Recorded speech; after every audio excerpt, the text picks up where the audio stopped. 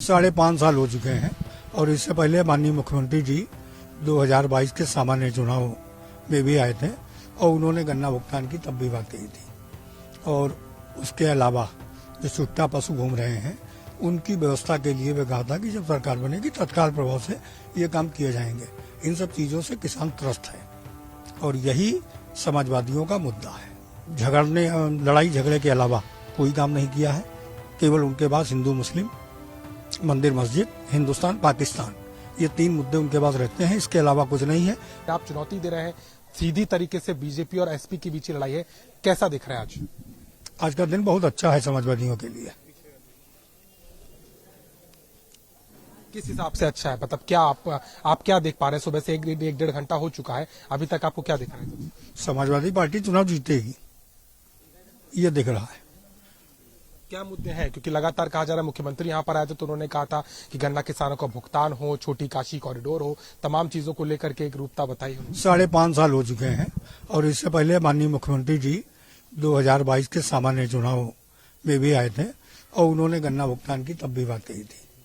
और उसके अलावा जो छुट्टा पशु घूम रहे हैं उनकी व्यवस्था के लिए वे कहा था कि जब सरकार बनेगी तत्काल प्रभाव से ये काम किए जाएंगे। इन सब चीजों से किसान त्रस्त है और यही समाजवादियों का मुद्दा है। आपको लगता है सिंपैथी फैक्टर है अमन गिरी के साथ में, क्योंकि पिता की सीट पर वो आ गए हैं? ये आने वाली 6 तारीख ही तय करेगी। लेकिन आप चुनौती आप पूरी दे रहे हैं और आपको लग रहा है कि आपके पक्ष में चुनाव समाजवादी पार्टी ही जीतेगी। माननीय अखिलेश यादव जी के नेतृत्व का यहाँ परचम लहराएगा। एक आपको लगता है कि चूंकि नेताजी का हाल ही में निधन हो गया, पार्टी में एक रूपता, एक शिथिलता सी आ गई थी, उसका भी कहीं ना कहीं असर दिख रहा है आपको? यहाँ समाजवादी पार्टी का एक कार्यकर्ता नेताजी को श्रद्धांजलि के रूप में गोला विधानसभा की सीट देने जा रहा है। जीत का क्या मार्जिन होगा, आपको क्या लगता है? ये 6 तारीख को ही जनता बता देगी। और मुद्दे प्रखर जो है गन्ना किसानों के मूल पे ही आप लड़ रहे हैं। हम लोग जो समाजवादी पार्टी किसानों की पार्टी है और हम लोगों की प्राथमिकता किसान, नौजवान, छात्र, युवा, व्यापारी, सभी की लड़ाई समाजवादी पार्टी के लोग लड़ रहे हैं। हम लोग वही मुद्दे पर चुनाव लड़ रहे हैं। लेकिन एक मुद्दा ये भी कहा गया था कि तिकोनिया कांड हुआ, उसके बाद में बीजेपी के नेता को लेकर जो नाराजगी थी, लेकिन विधानसभा चुनाव में तो बीजेपी सारी सीटें यहाँ से ले जाती है। अब 2022 का जो सामान्य चुनाव हुआ है, उस चुनाव की जो भारतीय जनता पार्टी का तरीका रहा, उनका एक ही काम रहता है, हिंदू मुस्लिम का बंटवारा। उन्होंने केवल झगड़ने लड़ाई झगड़े के अलावा कोई काम नहीं किया है।